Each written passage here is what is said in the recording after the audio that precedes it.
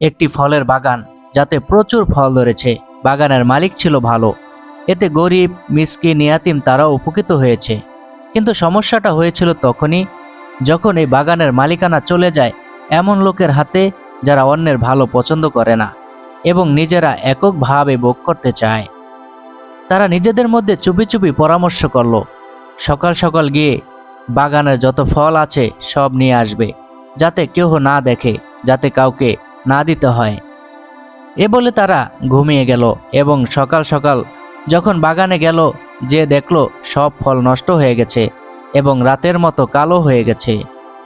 মহান আল্লাহ তাআলা বলেন, আমি তো তাদেরকে পরীক্ষা করেছি, যেমন পরীক্ষা করেছিলাম বাগানওয়ালাদেরকে যখন তারা শপথ করেছিল যে তারা সকালে সেই বাগানের ফল আহরণ করবে। সূরা কালাম আয়াত 17। অতঃপর রাতে তারা যখন ঘুমিয়েছিল তখন বাগানটির উপর তোমার প্রভুর পক্ষ থেকে এক বিপর্যয় নেমে এলো। আয়াত 19। তাদের মধ্যে আরেকটি ঝামেলা ছিল, তারা ইনশাআল্লাহ বলে নাই। দ্বিতীয়, তারা নিজেদের ক্ষমতাশীল মনে করল, ফলে আফসোস ছাড়া কিছুই রইল না।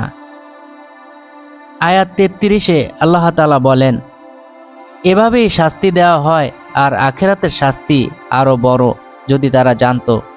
এভাবেই অপরাধীরা শাস্তি ভোগ করে, অথচ শাস্তি পাওয়ার আগে তারা মনে করত তারা কত শক্তিশালী।